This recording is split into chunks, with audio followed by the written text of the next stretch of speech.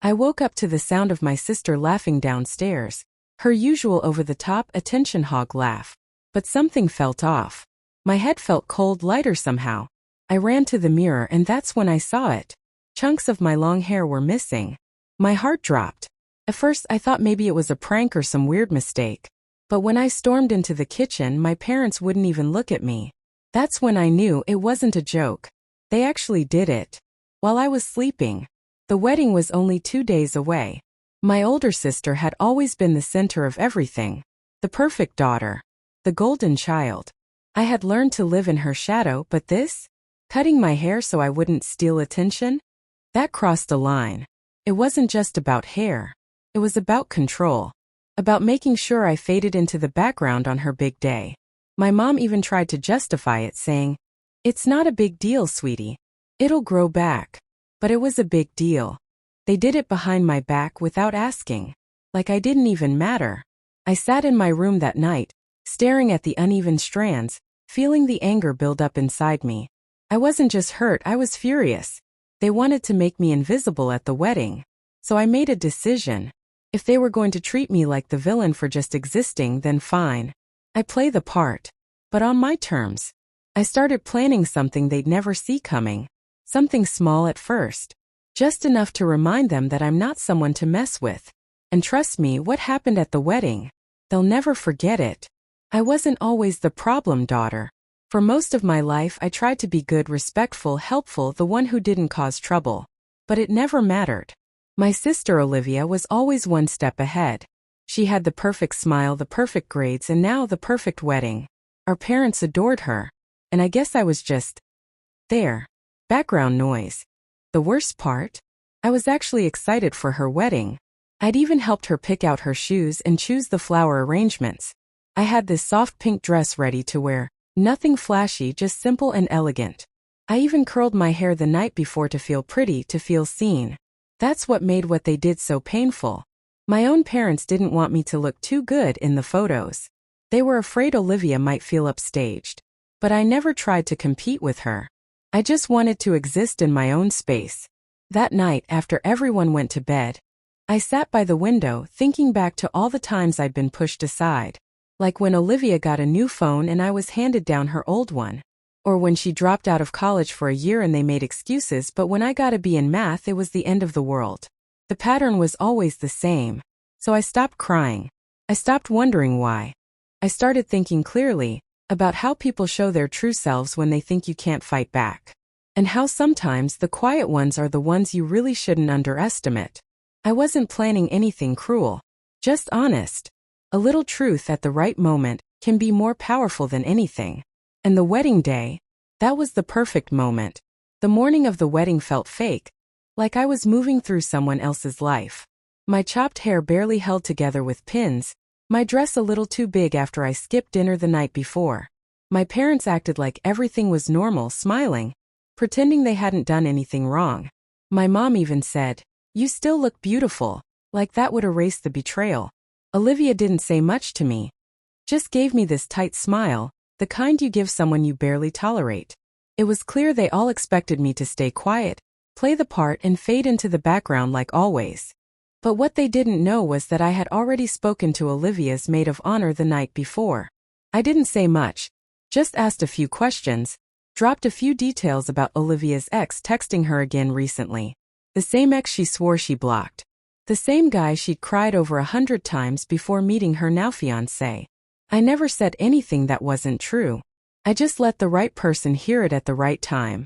As guests started arriving, I watched everything unfold like a movie. Smiles, fake hugs, whispered gossip. I saw Olivia get pulled aside by her maid of honor, her face tightening with every word. My parents were too busy entertaining guests to notice. But I noticed everything. Every sideways glance. Every awkward silence that followed. And as I stood at the edge of it all, I felt calm. Not happy, not proud, just finally in control. For once, I wasn't the girl standing in the shadow. I was the one holding the light. What happened next wasn't even part of my plan. But once people start asking questions, secrets don't stay buried for long. Especially not at a wedding. The ceremony was supposed to start at 4. But by 4:15, Olivia still hadn't come out of the bridal suite. Guests were starting to fidget in their chairs, whispering to each other, wondering what the delay was. My mom kept checking her phone, her smile fading a little each time. My dad was pacing, trying to keep everything under control. I just sat there quiet, watching it all unravel. Word started to spread. Someone had seen Olivia crying. Someone else said her fiancé looked tense, like he just heard something he didn't like. I didn't know exactly what was going on behind that door, but I had a feeling it wasn't going according to their perfect little script. And that's when it hit me. They weren't just afraid of me looking too pretty. They were afraid of me being seen at all.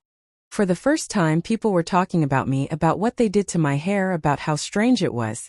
Even my cousin pulled me aside and whispered, "Did they really do that to you while you were sleeping?" I just gave a small nod. That was enough. Back inside, the pressure was rising. The groom's mom looked upset. The wedding planner was whispering frantically with someone on the phone. Then I saw Olivia step out finally. Her makeup was smudged. Her face looked pale. But what stood out most was the way she looked at me. Not with anger, something closer to fear. Like she realized I wasn't the quiet little sister anymore. I stood still as she passed me, our eyes locked for just a second. She knew I knew something. And now so did other people. That moment felt like a storm about to hit. The kind you can feel in your chest before it even begins. As Olivia walked down the aisle, everything looked perfect on the surface. The music played, the guests stood, the cameras flashed. But if you looked closely, you could see the cracks. Her smile didn't reach her eyes. The groom barely glanced at her. And my parents, they were stiff, tense, like they were waiting for something to go wrong. I sat in the second row, still and quiet, but inside my chest, my heart was racing. I had no idea what was going to happen next, but I knew something was coming. Then, just as the officiant began to speak, the groom interrupted. He cleared his throat and asked if he could say something before the vows. Olivia froze. Everyone turned to look at him. I felt a knot form in my stomach. This wasn't part of the plan. I never told him anything directly, just let enough slip to make people talk. But now, here he was taking center stage. He looked at Olivia and said, "Before we make this official, there's something I need to know. Were you talking to Aaron last week?" The silence that followed was heavy. I saw Olivia's face drop. Some guests gasped. My parents looked completely blindsided.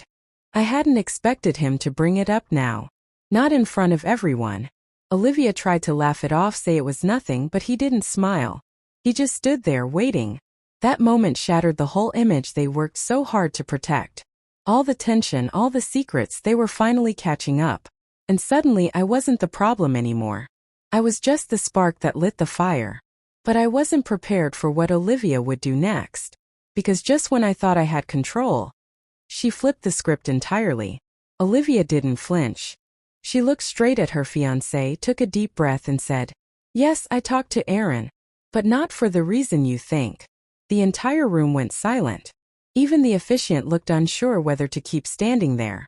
My parents were frozen, their smiles long gone. Olivia's voice didn't shake. I reached out to him because I was scared. Scared I was marrying someone who never really trusted me. And maybe I was right.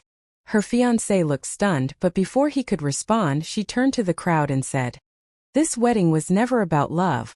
It was about appearances. About making everything look perfect for our families, for the photos, for social media." Her voice cracked a little, but she kept going. Even my sister, my own family, was treated like a threat. They cut her hair in her sleep just so she wouldn't outshine me. That's not love. That's control. My breath caught. I hadn't expected her to say it. To actually expose it. People turned to stare at my parents, who looked like the ground had just disappeared under them. The groom stepped back, completely speechless. Then Olivia looked at me. For the first time in years, it felt like we were actually on the same side. "I'm done pretending," she said. "And I'm not getting married today." Gasps filled the air. Guests started murmuring, some standing up, unsure what to do. My parents tried to stop her, but she walked straight past them and out the doors. Everyone thought that was the end of the drama. But an hour later, while people were still reeling, I got a text from Aaron. Just 3 words, she told me. And suddenly I realized, this story wasn't just about revenge. It was about truth. And it wasn't over yet. After Olivia walked out of the ceremony, everything felt still, like the air had been sucked out of the room. Some guests started leaving quietly, others stayed, still processing what had just happened. My parents didn't say a word to me. They just sat there, stunned, trying to piece together how everything slipped from their hands so quickly. For the first time, they weren't in control. And for the first time, I didn't feel small. Later that evening, Olivia and I met up at a quiet spot near the venue. She looked different, free, almost like a weight had been lifted.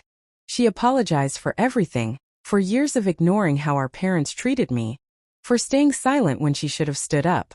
I didn't say much. I didn't need to. Just being there together, no tension, no masks, it said enough. Erin's message stayed with me. She told me. I never found out exactly what Olivia had said to him, but it was clear they had unfinished business. Maybe they'd talk again, maybe not. That part wasn't mine to fix. All I knew was Olivia had finally faced the truth, and so had I. The next day, my parents tried to explain themselves. They said they were just trying to keep the peace, that they didn't mean to hurt me. But I didn't let them brush it off this time. I told them how much their choices had affected me. How the hair wasn't the start, just the last straw. And whether they truly understood or not, I finally said what I needed to say. In the end, the wedding never happened, but something more important did. I stopped hiding. I stood up for myself. And I realized that sometimes the biggest revenge isn't drama. It's choosing your own peace.